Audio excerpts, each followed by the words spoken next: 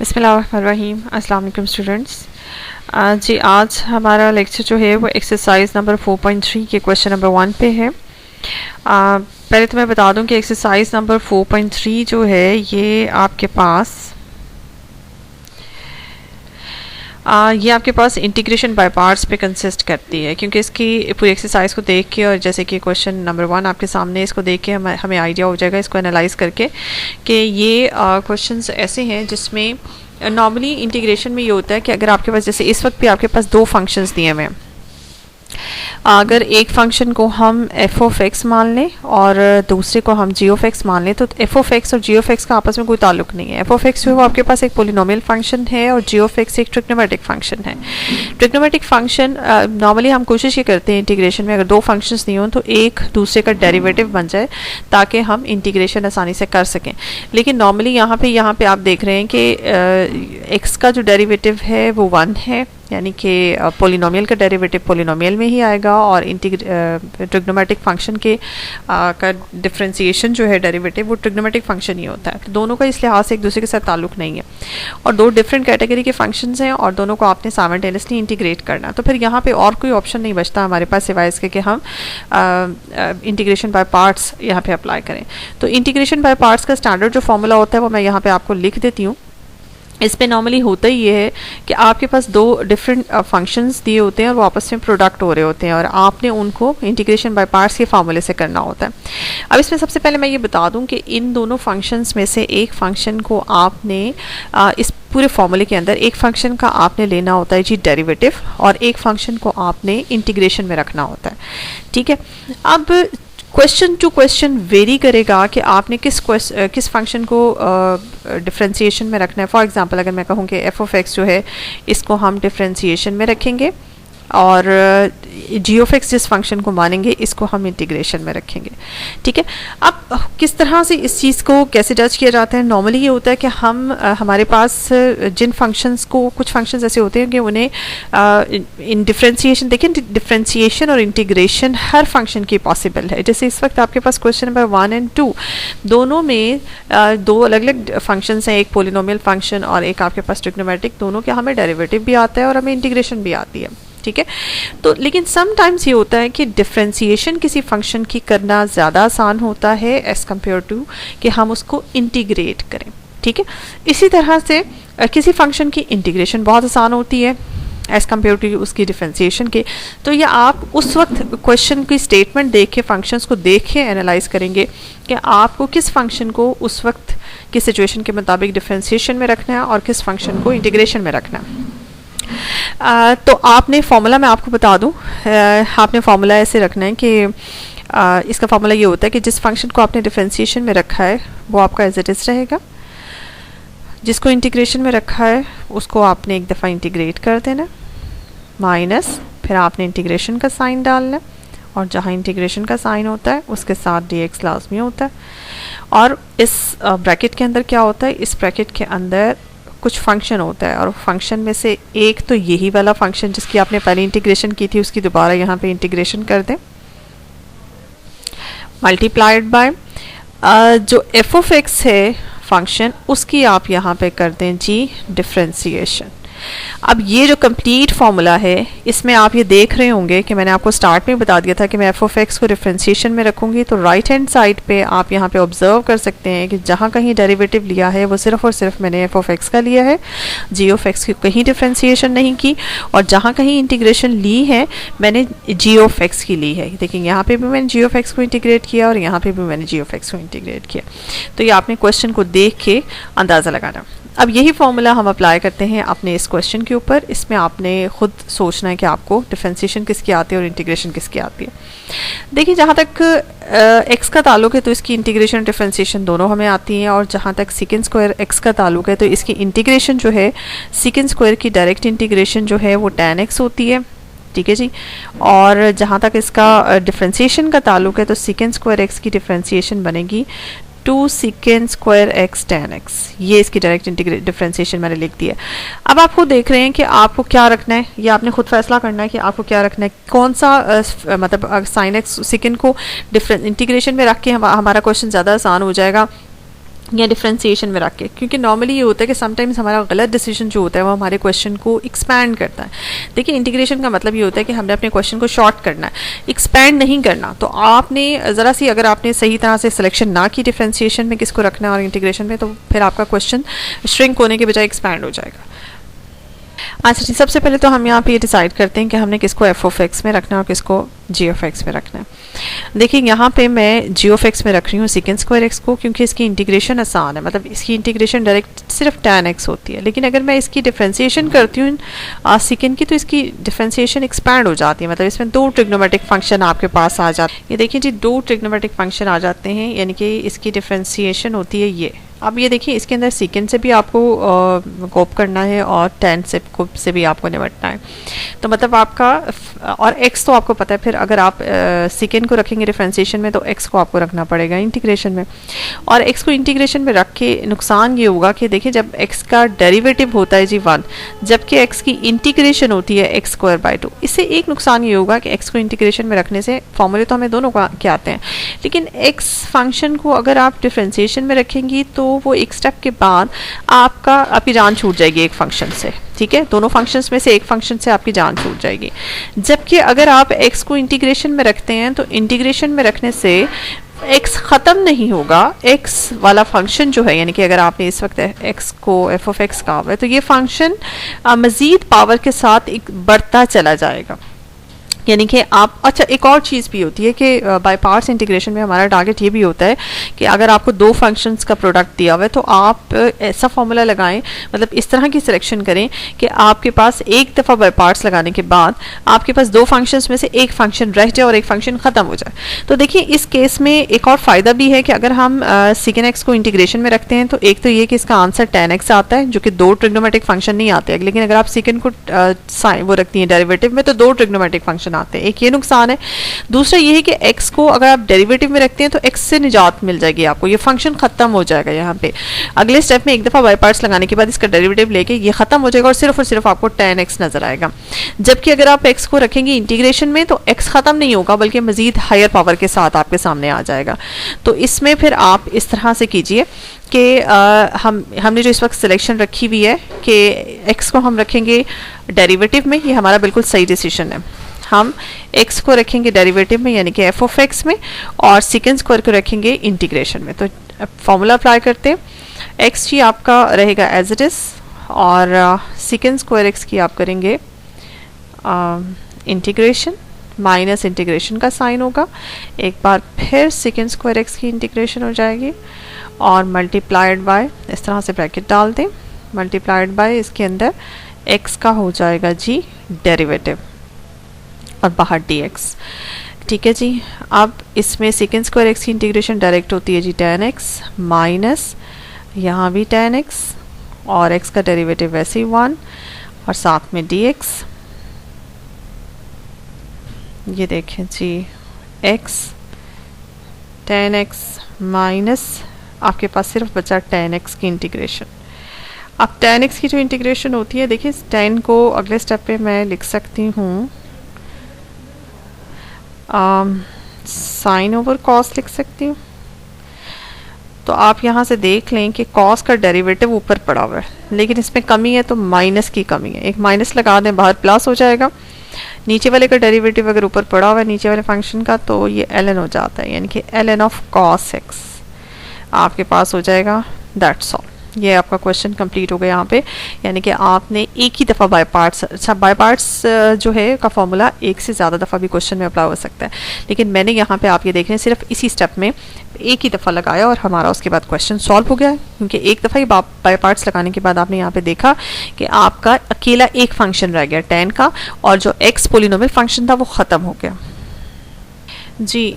Next है जी आपके पास क्वेश्चन नंबर 2। क्वेश्चन नंबर 2 में आप देख सकते हैं कि आपके पास सेम वैसे ही जैसे दो फंक्शंस का प्रोडक्ट था क्वेश्चन नंबर 1 में, इसी तरह से दो फंक्शंस का प्रोडक्ट है आपके पास क्वेश्चन नंबर 2 में। एक फंक्शन आपके पास x है और दूसरा कोसेकेंट स्क्वायर है। अब यहाँ पे मैं आपको बता दूँ पहले की तरह यहाँ पे भी x का हमें डेरिवेटिव और इंटीग्रेशन दोनों आती हैं, एंड साइमल्टेनियसली कोसेकेंट के साथ भी यही सीन है। कोसेकेंट की इंटीग्रेशन डायरेक्ट मैं आपको बता दूँ, कोसेकेंट स्क्वायर x की इंटीग्रेशन होती है जी आपके पास cot x I think so plus cot x या ये माइनस कॉट एक्स होती है, ठीक है जी। अब इसकी इंटीग्रेशन हमारे पास ये पड़ी हुई है, जबकि अगर मैं कोसेकेंड स्क्वायर एक्स का लूँ डेरिवेटिव तो वो आएगा 2 कोसेकेंड एक्स, और फिर कोसेकेंड एक्स के साथ फिर कोसेकेंड का डेरिवेटिव लूँगी तो माइनस कोसेकेंड इंटू कॉट ये माइनस के साथ आएगा, यानी कि इसे सिंप्लीफाई करके 2 times cosecant square x into cot x ये डेरिवेटिव। अब ये देखें डेरिवेटिव में आपको एक्सपैंड होता नज़र आ रहा है। एक्सपैंड मींस आपको एक के बजाय 2 ट्रिग्नोमेट्रिक फंक्शंस के साथ साइमल्टेनियसली डील करना पड़ेगा, जबकि इंटीग्रेशन में आपको नज़र आ रहा है कि ये सिमटता हुआ एक ही ट्रिग्नोमेट्रिक फंक्शन आपके सामने आएगा। अगर मैं इसको इंटीग्रेशन में रख लेती हूँ तो दूसरा फ़ायदा सेम वही जो क्वेश्चन नंबर 1 में हुआ था, एक्स को मुझे डेरिवेटिव में रखना पड़ेगा और डेरिवेटिव से एक्स जो है वो ख़त्म हो जाता है, क्योंकि ये 1 पावर के साथ है, ये एक ही स्टेप में एक ही दफ़ा बाय पार्ट्स लगाएंगे, एक ही दफ़ा इसके ऊपर डेरिवेटिव लगाएंगे तो ये ख़त्म हो जाएगा। तो एक फंक्शन से आपकी जान छूट जाएगी तो प्रोडक्ट वाला सीन ख़त्म हो जाएगा। तो चलें जी लगाते हैं इसी तरह से एक्स को रखते हैं as it is, cosec square x को हमने रखा इंटीग्रेशन में, माइनस इंटीग्रेशन का साइन, अगेन इंटीग्रेशन, और एक्स को रखा डेरिवेटिव में dx। नेक्स्ट है जी minus cot x, minus cot x, यहाँ आता है जी 1, दैट्स ऑल। यहाँ माइनस एक्स, आगे कॉट एक्स, यहाँ plus cot x and that's all. ये देखिए आपका एक फंक्शन ख़त्म हो गया, अकेला कॉट एक्स रह गया, एक्स तो ख़त्म हो गया। नेक्स्ट स्टेप में है जी एक्स कॉट एक्स प्लस, अब कॉट को स्प्लिट कर लें कॉस ओवर साइन में, ठीक है जी। अब यहाँ पे आप देख सकते हैं डिनोमिनेटर में साइन का डेरिवेटिव न्यूमरेटर में पड़ा हुआ है, ठीक है। माइनस एक्स कॉट एक्स, अब डिनोमिनेटर का डेरिवेटिव अगर न्यूमरेटर में हो तो फिर आप ln ऑफ डिनोमिनेटर कर सकते हैं साइन एक्स। इसको थोड़ा नीचे कर लें, ये बना जी आपके पास minus x cot x plus ln of the denominator, ठीक है जी। ये आपका आंसर है जी। नेक्स्ट क्वेश्चन है हमारे पास क्वेश्चन नंबर 3। इसमें आप देख सकते हैं 2 फंक्शंस हैं, x की पावर n एक पोलिनोमियल है और दूसरा है हमारे पास ln ऑफ x। अब ln ऑफ x एक डिफरेंट फंक्शन है और x की पावर n एक पोलिनोमियल फंक्शन है ऑफ डिग्री n। इसमें मैं आपको बता दूं, देखें x की पावर n का जहाँ तक ताल्लुक है तो इसका अगर मैं डेरिवेटिव लूँ तो सिंपल है, इसका डेरिवेटिव पावर उतारी नीचे n पावर में एक कमी। लेकिन अगर आप इसका इंटीग्रेशन लेते हैं तो फिर इंटीग्रेशन इसकी होगी xn+1 ओवर n+1। देखिए इंटीग्रेशन में पोलिनोमियल फंक्शन की ना पावर बढ़ती है, कम नहीं होती, जबकि डिफरेंशिएशन में इंटीग्रेशन पोलिनोमियल फंक्शन की पावर रिड्यूस होती है। बहरहाल यहाँ पे अगर आप गौर करें इसकी पावर के ऊपर, इसकी पावर 1 2 नहीं, इसकी पावर n है। n स्टेप्स के बाद जाके आपको इस फंक्शन से निजात मिलेगी, यानी कि फ़िलहाल इसको डेरिवेटिव में रखना या इंटीग्रेशन में रखना एक ही बराबर, मतलब आप मल्टीपल टाइम्स यहाँ पे अपना बाय पार्ट्स का फॉर्मूला लगाएंगे तो फिर आप x से यहाँ पे गेट rid कर सकते हैं। लेकिन जहाँ तक बात है यहाँ पे मतलब मैं x के बारे में कोई ख़ास फैसला नहीं कर पा रही हूँ कि x को इंटीग्रेशन में रखना चाहिए या डिफ्रेंशिएशन में रखना चाहिए। लेकिन अगर आप दूसरे फंक्शन के ऊपर गौर करें तो दूसरा फंक्शन है आपके पास ln of x। ln of x को मेरे पास एक ही चॉइस है, देखिए ln ऑफ x का जो डेरिवेटिव होता है वो है आपके पास 1/x। और जहाँ तक बात है ln ऑफ x के इंटीग्रेशन की, तो ln ऑफ x की डायरेक्ट इंटीग्रेशन का कोई फॉर्मूला मेरे पास नहीं है। इफ़ यू रिमेंबर, अगर आपके पास अकेला इस तरह का क्वेश्चन आ जाए ln ऑफ x को इंटीग्रेट करें तो आपको याद होगा ये सेकेंड ईयर का क्वेश्चन है, इसमें आप इसको बगैर बाय पार्ट्स के नहीं कर सकते हैं। आपको दूसरा फंक्शन यहाँ पे 1 कंसिडर करना पड़ता है और फिर 1 को इंटीग्रेशन में रख के ln ऑफ x को डिफरेंशिएशन में रख के तो फिर ये काम करना पड़ता है। मतलब इन शॉर्ट आप ये समझें कि मुझे ये जो दूसरा फंक्शन है ln ऑफ x, इसकी इंटीग्रेशन नहीं आती, इसकी इंटीग्रेशन का डायरेक्ट फार्मूला मुझे नहीं आता। जिनके डायरेक्ट फार्मूले आते हैं उनको तो आप इंटीग्रेशन में बड़े आराम से रख सकते हैं। देखिए मुझे इसकी इंटीग्रेशन का डायरेक्ट फार्मूला नहीं आता तो मजबूरी है मुझे इसको डेरिवेटिव में ही रखना पड़ेगा, क्योंकि मुझे इसके डेरिवेटिव का डायरेक्ट फार्मूला आता है, दैट इज़ जी। तो इसमें आप ln ऑफ x को कंसिडर करेंगे डिफरेंशिएशन में और x की पावर n पोलिनोमियल फंक्शन को कंसिडर करें अगर आप इंटीग्रेशन में, तो ये आपके लिए ज़्यादा बेनिफिशियल होगा। स्टार्ट करते हैं अपने क्वेश्चन को जी। तो इसमें आप ये देखिए, सबसे पहले हम यहाँ मैं लिख दूँ आपको कि इसको हम डिफरेंशिएशन में लेंगे, इसलिए हम इसे f ऑफ x कहेंगे और इसको हम g ऑफ x कहेंगे। f ऑफ x आपको पता है कि एज इट इज़ होता है, ln of x as it is, and x की पावर n प्लस n इसका डेरिवेटिव, इसकी इंटीग्रेशन, सॉरी, इसकी जी इंटीग्रेशन होगी माइनस इंटीग्रेशन का sign and again integration of x n और multiplied by L N of x का derivative और यहाँ पे एक डी एक्स, ये सब कुछ ब्रैकेट के अंदर है। इसके बाद L N of x as it is x की power n plus 1 over n plus 1, ये इंटीग्रेशन हो गई पोलिनोमियल फंक्शन की। इसी तरह से इसमें भी दोबारा से integration, L N of x का डेरिवेटिव होता है जी 1 ओवर एक्स, ठीक है, और ये d x as it is. अब इस स्टेज पे आप इसे सिंप्लीफाई कर लें, L N of x x की power n plus 1 over n plus 1, constant है जी 1 ओवर एन प्लस 1, ये बाहर आ जाएगा। इसमें देखें x की पावर 1 एंड x की पावर n प्लस 1, ये आपस में जो है इसके साथ एक पावर कैंसिल हो जाएगी, ठीक है जी, ये पावर इसके साथ कैंसिल हो जाएगी और आपके पास x की पावर n बचेगा।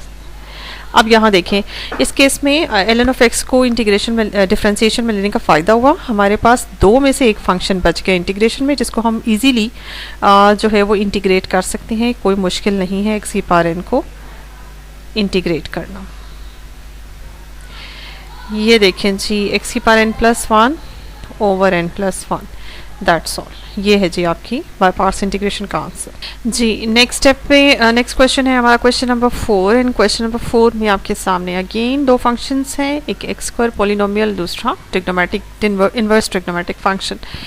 अच्छा, यहाँ मैं आपको बता चलूँ एक्स स्क्वायर के बारे में मैं यहाँ दोबारा एक्सप्लेन नहीं करूँगी क्योंकि एक्स या एक्स स्क्वायर सेम चीज़ है, इसकी इंटीग्रेशन और डिफ्रेंसिएशन दोनों हमें आती हैं। और रही बात टेन इनवर्स एक्स की, तो ये बात याद रखिएगा, ये टेन इनवर्स एक्स लिखा हुआ है, इसका जो डेरिवेटिव है वो हमें आता है, उसका फॉर्मूला हमें आता है 1 ओवर 1 प्लस एक्स स्क्वायर, जबकि टेन इनवर्स एक्स की इंटीग्रेशन का डायरेक्ट फॉर्मूला हमारे पास नहीं है, ये जहन में रखिएगा, इसकी डायरेक्ट इंटीग्रेशन नहीं है। हाँ, अलबत्ता ये नहीं कि इसकी इंटीग्रेशन हो नहीं सकती, इसकी इंटीग्रेशन हो सकती है, लेकिन इसकी डायरेक्ट इंटीग्रेशन का डायरेक्ट फॉर्मूला हमारे पास नहीं है। मतलब ये है कि अगर हम इसको इंटीग्रेशन में रखते हैं तो हम, इफ़ यू रिमेंबर, ये सेकेंड ईयर लेवल का क्वेश्चन है, अगर आपको टेन इनवर्स एक्स की इंटीग्रेशन के लिए कहा जाए तो इसमें दूसरा फंक्शन आप 1 को कंसिडर करते हैं, एक फंक्शन आप टेन इनवर्स एक्स को मानते हैं, इसके साथ दूसरा फंक्शन 1 को कंसिडर करते हैं और u बाय पार्ट्स इंटीग्रेशन के थ्रू टेन इनवर्स एक्स को आप इंटीग्रेट करते हैं। तो डायरेक्ट फॉर्मूला तो इसका ना हुआ, इसलिए टेन इनवर्स एक्स का जो है आप डायरेक्ट इंटीग्रेशन का फॉर्मूला नहीं होता, दैट्स वाई मैं इसको इंटीग्रेशन में नहीं रख सकती हूँ। जबकि एक्स स्क्वायर के ऊपर मेरे पास जो है वो आज़ादी है, मैं इसको जहाँ मर्जी रख सकती हूँ, लेकिन चूंकि टेन इनवर्स एक्स को मुझे डिफ्रेंसिएशन में रखना है तो इसमें आपको क्या है कि आपने इसको डिफ्रेंसिएशन में रखना है, इसकी वजह से फिर हमें एक्स स्क्वायर को इंटीग्रेशन में रखना पड़ेगा। ये देखें जी, इसका स्टार्ट करते हैं। टेन इनवर्स एक्स आपका रहेगा as it is, x square को आपने रखा इंटीग्रेशन में, फिर माइनस इंटीग्रेशन का साइन है, अगेन एक्स स्क्वायर को इंटीग्रेशन में रखा और इसको मिटा दें और साथ में टेन इनवर्स एक्स को आपने रखा डिफ्रेंसिएशन में, dx जी। तो यहाँ आपके पास आएगा x cube by 3, similarly x cube by 3 और टेन इनवर्स एक्स की जो डिफ्रेंसिएशन होगी 1 plus x square, direct formula इसका है।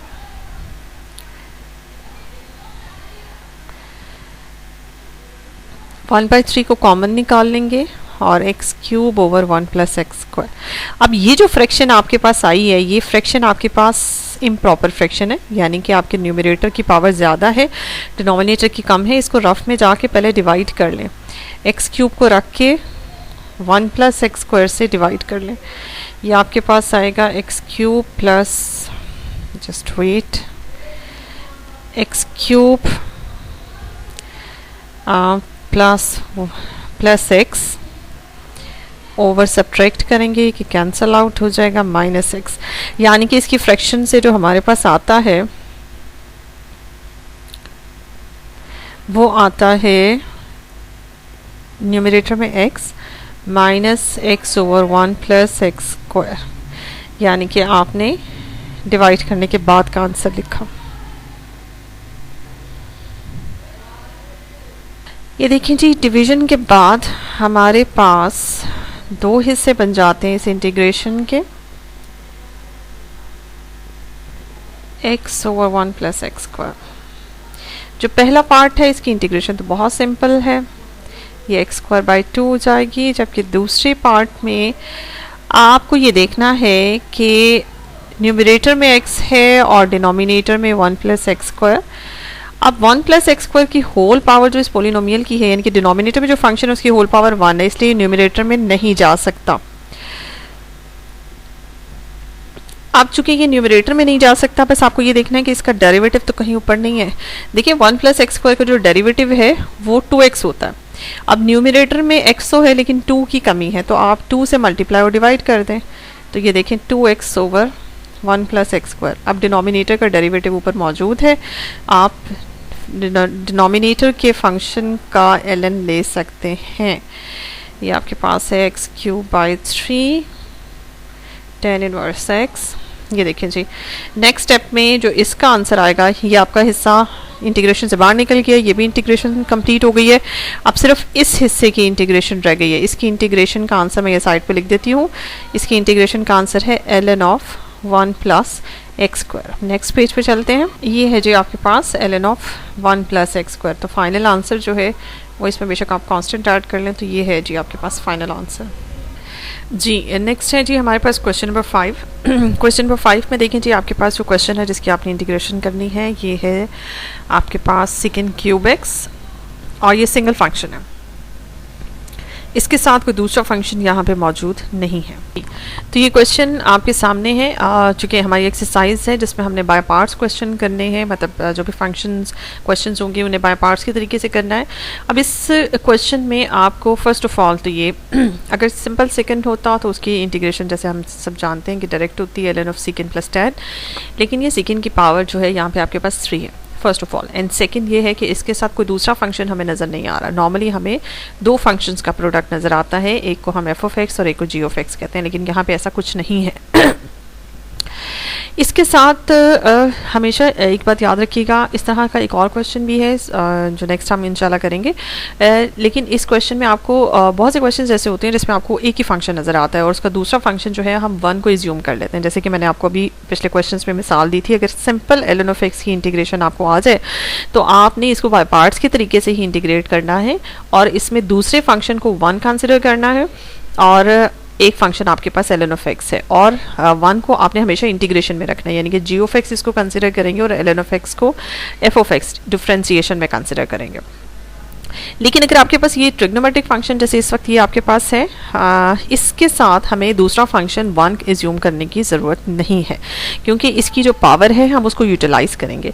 अगर हम यहाँ पे इसको स्प्लिट कर दें इसकी पावर को सेकेंड की इस तरह से जो हमारे लिए बेनिफिशियल हो, यानी कि देखें अगर सेकेंड देखें इसकी पावर मैंने 1+2 में या 2+1 में स्प्लिट की, देखिए सेकेंड स्क्वायर की भी मुझे इंटीग्रेशन आती है, डायरेक्ट इंटीग्रेशन भी आती है और डिफरेंशिएशन भी आती है।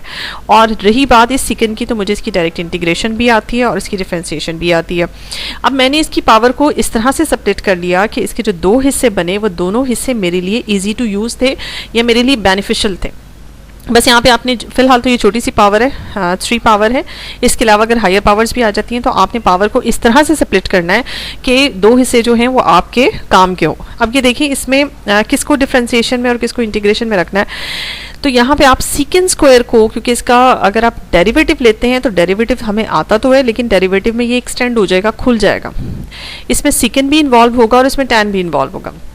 लेकिन अगर आप इसकी इंटीग्रेशन लेते हैं सेकेंड स्क्वायर की तो वो डायरेक्ट सिर्फ tan आता है, ठीक है। तो मैं इसको इंटीग्रेशन में रखूँगी यानी कि g(x) बनाऊँगी और सेकेंड को मैं f(x) में रखूँगी यानी कि इसका डेरिवेटिव लूँगी। दूसरी एक रीज़न ये भी है कि अगर मैं सेकेंड को इंटीग्रेशन में लेती हूँ तो हम सब जानते हैं कि सेकेंड की जो इंटीग्रेशन है वो ln of second plus tan हो जाती है। अब ये एक और नया सेकेंड प्लस tan होती है, एक और नया मसला पैदा हो जाएगा, यहाँ पे ln आ जाएगा, फिर उसको डील करना बहुत मुश्किल होता है नॉर्मली इंटीग्रेशन में। तो इसलिए आप हमेशा याद रखिएगा कि आपने वो काम करना है जिससे आपको आसानी हो, ना कि आपके लिए नई मुश्किलात पैदा हो जाएं, क्योंकि इसमें मेन टारगेट जो होता है हमारा वो हमने एक फंक्शन को हम कोशिश करते हैं कि हमारा रिड्यूस हो जाए। जैसे यहाँ पे प्रोडक्ट ऑफ टू फंक्शंस हैं तो एक फंक्शन इंटीग्रेशन से बाहर आ जाए।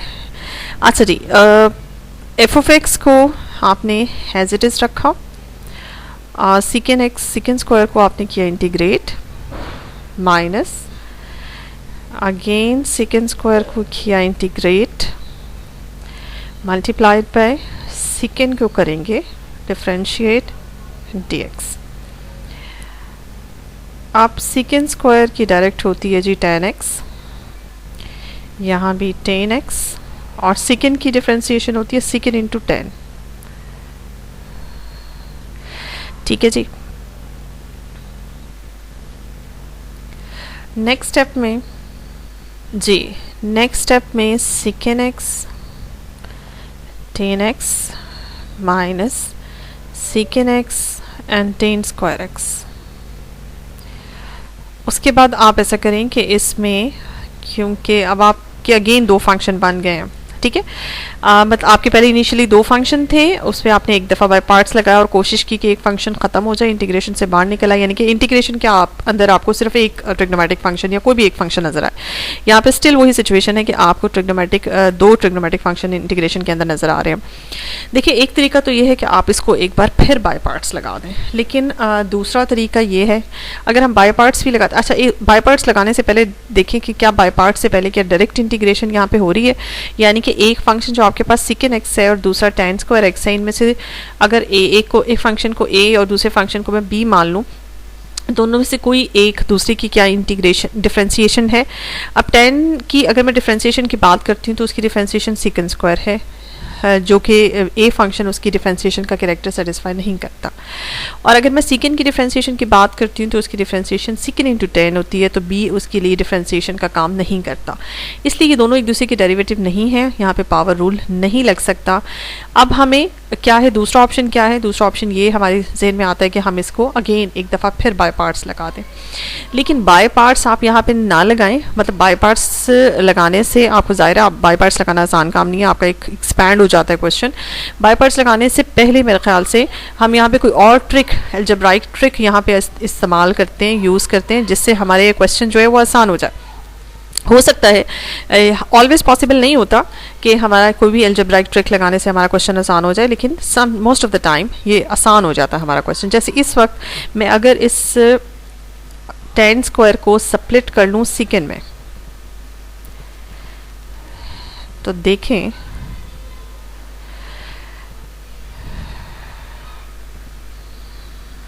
ये देखें जी, यहाँ पे सीकेंड क्यूब एक्स डी एक्स, ये दो इससे बन गए इसके, plus secant x D x. ये देखें, ये अलजेब्राइक एक्सप्रेशन लगाने से आप जो है ये आपने फॉर्मूला लगाया, tan स्क्वायर एक्स का फॉर्मूला लगाया, सीकेंड स्क्वायर एक्स माइनस 1, और यहाँ पे आपका दो क्वेश्चन बन गए, दो इंटीग्रेशन के क्वेश्चन बन गए, सीकेंड क्यूब एंड सीकेंड एक्स। अब इनको अलग अलग डील करना हमारे लिए आसान है, क्योंकि ट्रिग्नोमेट्रिक इसमें इंटीग्रेशन में एक ही ट्रिग्नोमेट्रिक फंक्शन, एक ही फंक्शन है, यहाँ पे भी एक ही फंक्शन है।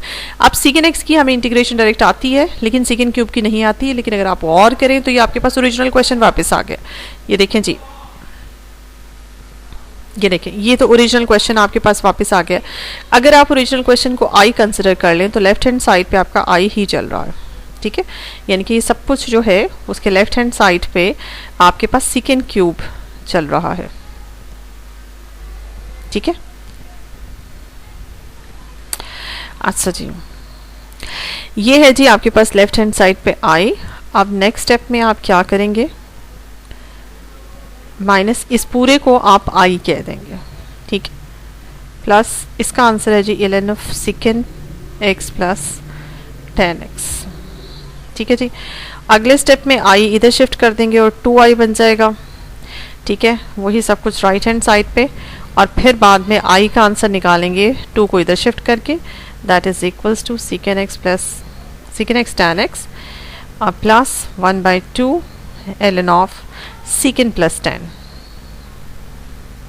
ये है जी आपका फाइनल आंसर, यानी कि सीकेंड क्यूब का एक्स का आंसर की इंटीग्रेशन का आंसर जो है वो ये है आपके पास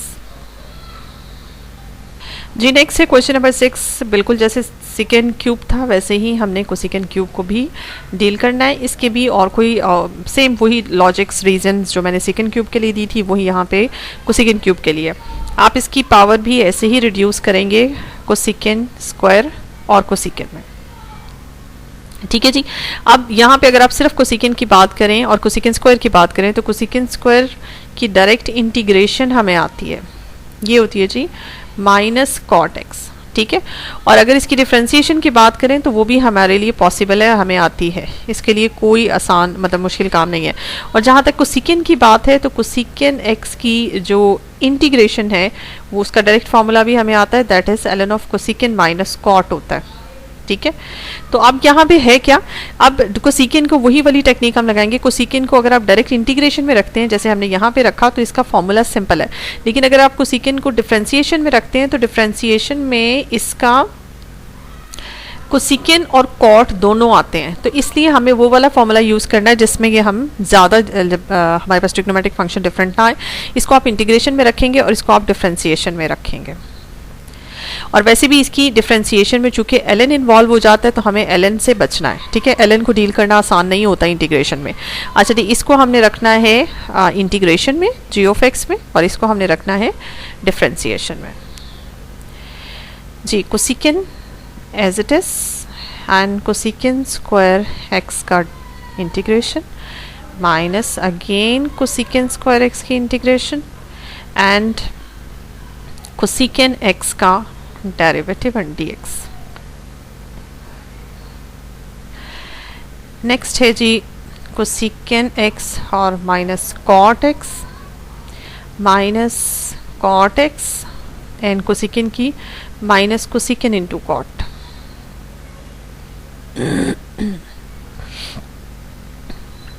ये है जी minus cosecant x cot x, और ये तीन माइनस हैं तो ये आपके पास माइनस ही बना 1 2 एंड 3, तो ये आपके पास cot square x and cosecant x dx।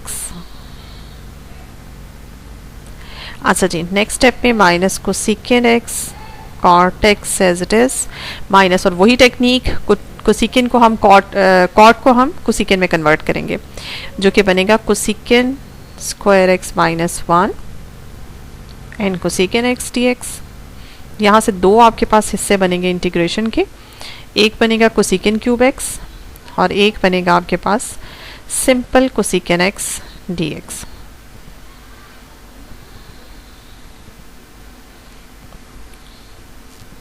अब ये देखिए, ये आपके पास ओरिजिनल क्वेश्चन वापस आ गया।